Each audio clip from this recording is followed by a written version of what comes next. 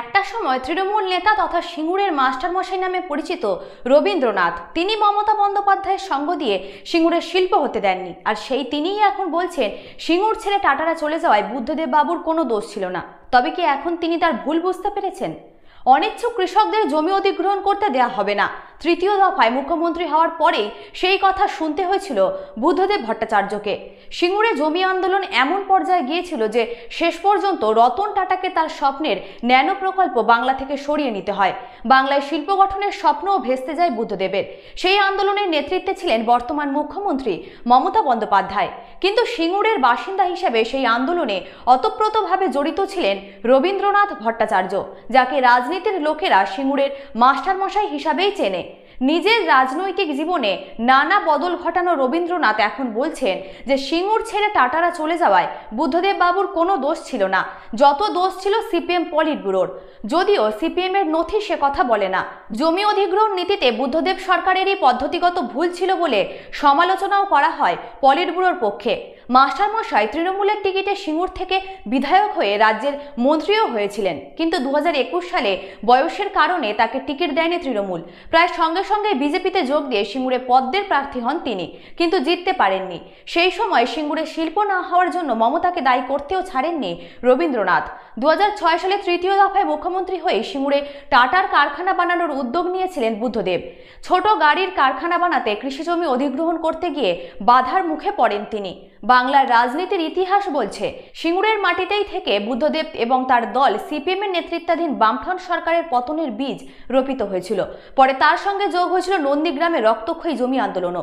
2008 সালে সিঙ্গুর থেকে প্রস্তাবিত কারখানা গুটিয়ে গুজরাটের সানন্দে নিয়ে চলে যায় টাটা গোষ্ঠী।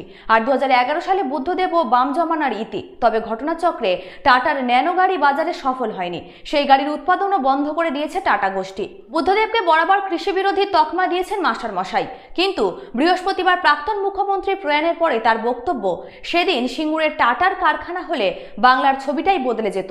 শুধু সিঙ্গুর নয়, গোটা রাজ্যের শিল্পায়নের ছবিটা আলাদা হতো। এখন এটাকে বিলম্বিত বোধোদয়? রবীন্দ্রনাথ বলে তা নয়, এটা আমি আগেও বলেছি যে কৃষকেরা স্বেচ্ছায় যে জমি দিয়েছিলেন সেখানে কারখানা বানালেই হয়ে যেত, তাতে রাজি ছিলেন বুদ্ধদেব বাবু, কিন্তু সিপিএম পলিট ব্যুরো তা হতে দেয়নি।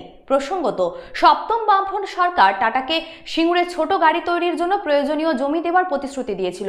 সেই মতো রাজ্যের শিল্প উন্নয়ন নিগমের সঙ্গে চুক্তি হয় টাটার। সিঙ্গুরের 5টি মৌজা বেড়াবেড়ি, খাসের ভেরি, সিংয়ের ভেরি, বাজেমেলিয়া ও গোপালনগরের মোট 997 একর জমি চিহ্নিত করে অধিগ্রহণ করা হয়। তাতেই শুরু হয় আন্দোলন। জমি দিতে অনিচ্ছুক কৃষকেরা দাবি করেন তাদের উর্বর জমি জোর নিতে পারবে না সরকার। তৎকালীন বিরোধী নেত্রী মমতার নেতৃত্বে লাগাতার আন্দোলন চালিয়ে যান সিঙ্গুরের কৃষকেরা। কারখানার কাজ প্রায় 80% শেষ হয়ে গেলেও পিছু হটতে হয় টাটাকে। 2008 সালে সিঙ্গুরের প্রকল্প বাতিল করে টাটা।